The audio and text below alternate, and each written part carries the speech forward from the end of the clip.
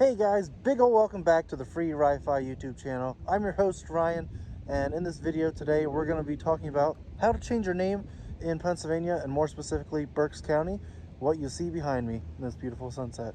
So without much more talking, like I said, this isn't my usual content, but I'm going to say this is probably going to be helpful to those looking to change their name in Berks County, so let's get into it. So guys, this isn't really my usual content. Like I said, pretty much just want to put this video out there because when I was looking to change my name in Pennsylvania, I couldn't really find anything. So I want to put something out there that's pretty much copy and paste for anyone who's looking to do this. If I can help two people out, then mission accomplished. That's what we're here for. So without further ado, we're going to jump right into it. I'm going to show you a picture of a checklist that I made, and we're going to start talking about that, and then I'll go over each step with you. So here we go. I also just want to say before I get started, I am no legal counsel. I'm just making this video to pretty much tell you how I did this, and probably the easiest way to do this in Pennsylvania, and it's more specifically Berks County. So this is not actual legal advice. This is just pretty much a video outlining how you can do it and how I did it. So here's the checklist. I'm going to just show this at some point, so if you want to screenshot it or wherever you can. But for right now, I'm just going to talk about each step.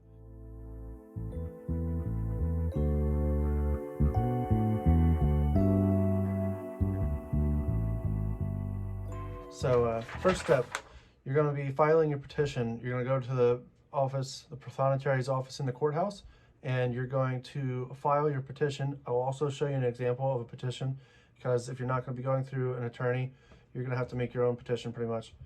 So I'll show you an example of the petition I used, and I mean, you can pretty much just copy that if you want to.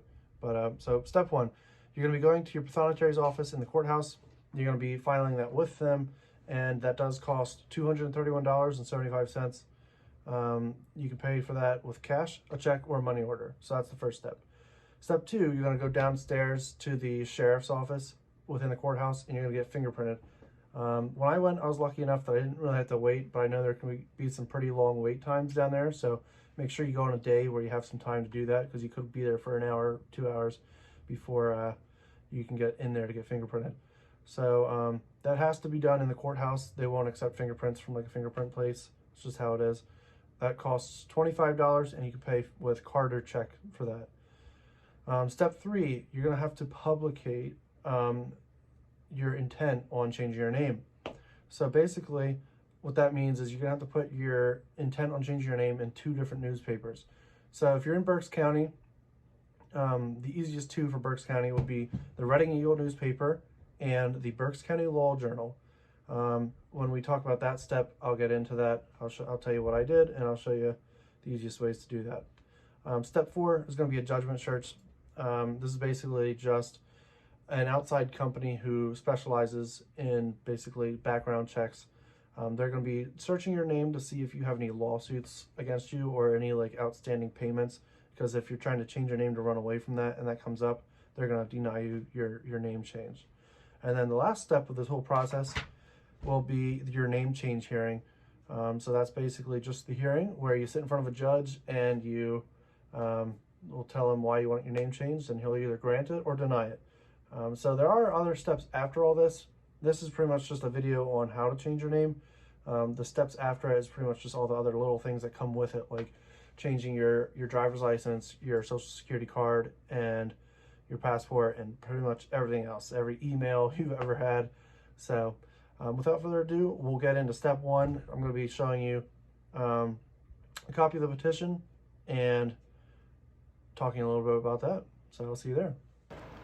So take a second to copy down this file or take a screenshot of it, because this will be the most important document of this whole process. So basically, the first sentence is saying the petitioner is an adult individual whose date of birth is this date and who currently resides at this address. The second sentence is saying that the previous addresses that you've lived at in the past 5 years. So the second page will be showing that you are requesting this name change for the following reasons. Also, it's going to be talking about how you are a citizen of the United States.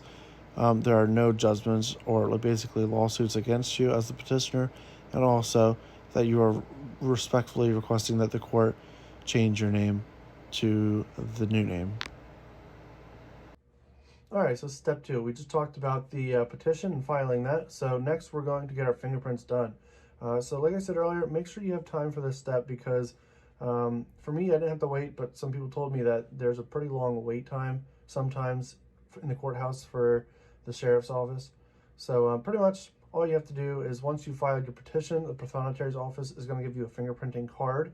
You're going to take that to the sheriff's office. You're going to give that to them. You'll pay $25. They'll accept a card or a check, and then you're going to wait in this little room until they call you back to take you downstairs to get fingerprinted.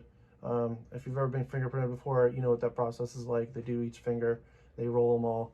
So basically, after they fingerprint you, they'll send your fingerprints to the state police. The state police verify the fingerprints, and they send that back to the courthouse. There's nothing else you have to do with that.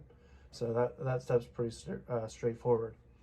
So we're gonna get into step 3 now. There's nothing else I can really show you with step 2. There's not really any forms you have to fill out for that. Step 3 is going to be the publication step. So this is where you have to make it public knowledge that you intend on getting your name changed.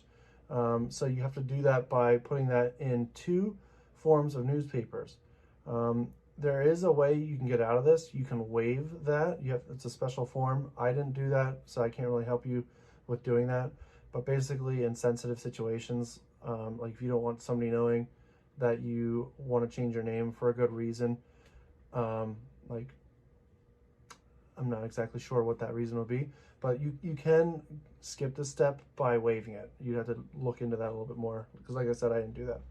But basically, what you're going to do is you're going to reach out to 2 newspaper sources and you're going to tell them that you want to post an advertisement for a name change. So for Berks County, the 2 easiest ones that I found to do were the Reading Eagle and what's called the Berks County Law Journal. It's like the law association for the county of Berks, and anything that's going on legal, they post in their law journal. So basically, for the first one, the Reading Eagle, I called them, and you can do this too. You call the Reading Eagle, you say, hey, I want to put an ad in for a name change hearing. And so then they'll give you an email and a contact number of somebody. I'm not going to post this on the video so that they can't get spammed or anything like that. But they'll give you an email and a contact number of somebody who you'll write a little email about what you want your name changed to and from, and then also when your hearing is going to be, where it's going to be at, and that kind of thing. The Reading Eagle costed me $87.33. It might differ because of their rates. I'm not sure. But for me, it costed $87. And then the second one, the Berks County Law Journal, it's kind of the same process. You can go onto their website. You'll see a tab that says legal advertisements. You'll click that and it'll give you a prompt. You'll have to enter the information, pretty much just say that it's a name change hearing and when it's going to be, what you're going to be changing your name from and to, and same thing pretty much as the Reading Eagle. So that one costed $95. So pretty much you have to get those 2 things done. And then that process will take about 2 weeks, upwards of 3 weeks. So make sure you do that as pretty much as soon as you file your petition, because you don't want to have that take 3 weeks and then your hearings here, and then you won't have these publications in for the judge. So when those have run in their journal or their newspaper, they will send you proof of the publication. So that's what you're going to need to give to the judge, is what's called a proof of publication. So that was step 3. So step 4 is a judgment search. Basically, for this step, you're going to have to go to a company that does these basically name searches or judgment searches on people or properties. The one I went to is called Stewart Abstract and Why Missing. They did it for $35. So basically what that is they search your name to make sure that you don't have any outstanding lawsuits against you or payments that you're trying to evade, because apparently some people try to change their name so they can get out of these massive payments that they owe. So the actual physical thing you would need to give to the judge is this judgment search, which states this person doesn't have any outstanding debt or lawsuits against them. So yeah, the judgment search is pretty easy to do. Just you want to make sure that you don't do that before your trial, like a couple weeks before. It has to be 48 hours, within 48 hours of your trial, or they won't accept it. So step 5 would be the actual name change hearing. And I know this is the big step. This is it, the finale. So basically, when you file your petition, you might get a name change hearing date assigned to you that day, but most likely you won't. You'll get something in the mail that is going to say when your date's going to be, who your judge is, and where it's going to be at. So when you get that, you want to mark down your calendar, because like I said, 48 hours before that trial, you're going to want to start reaching out to these people for your judgment search to get that taken care of.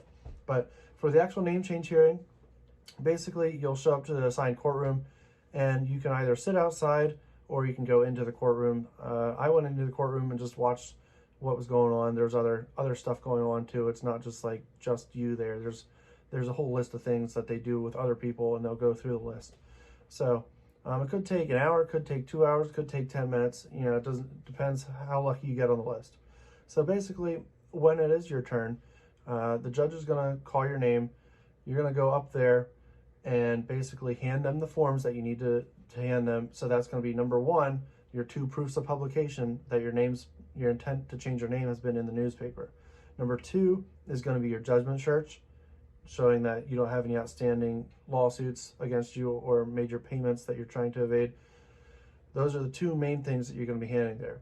There are a couple other small things, such as the court orders, and I'll show you a picture of that in a few minutes here after we're done talking about this step. But basically, the court order is just a document that you have to create, that the judge will sign, saying that your name has been changed, basically. And that's going to be a legal document that you're going to get after this whole process, that you need to change your driver's license, your social security card, your passport, your banking information, pretty much anything that has your old name on it. You need this court order to show that, hey, this has legally been changed in the state of Pennsylvania. So like I said, I'll show you that document so you can copy that or make your own based off of mine if you want, but that's what you're going to need. But anyway, back to the hearing.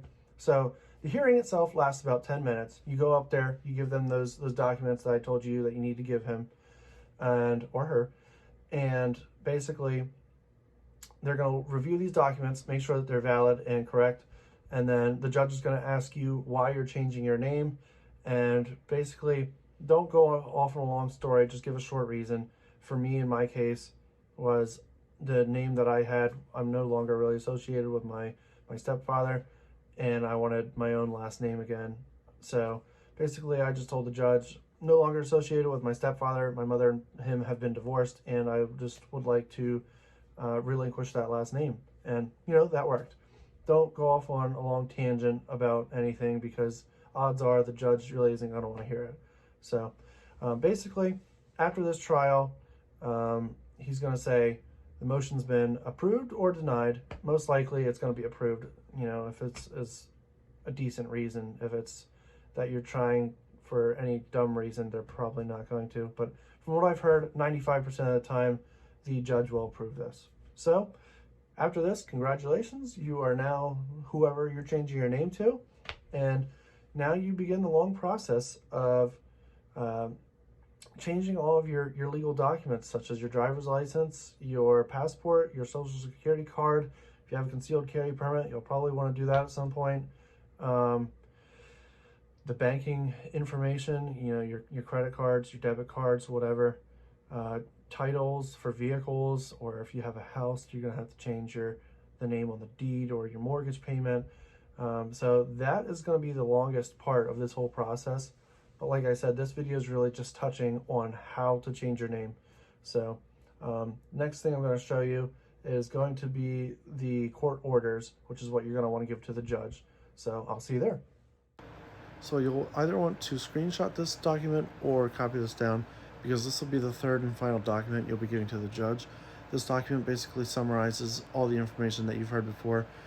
Basically that you've given them the publication notice, the judgment search notice, and that nobody in the courtroom has legally objected to your changing your name. So this will be the document that the judge will sign, saying that your name has been changed. This will also be the document that you'll show everyone for getting your other documents changed, such as your ID, your social security, and that kind of stuff. So guys, if you found today's video helpful, please drop a like, comment, subscribe down below. Follow me on to my next videos. I hope to see you there. Take care, and I'll see you next time.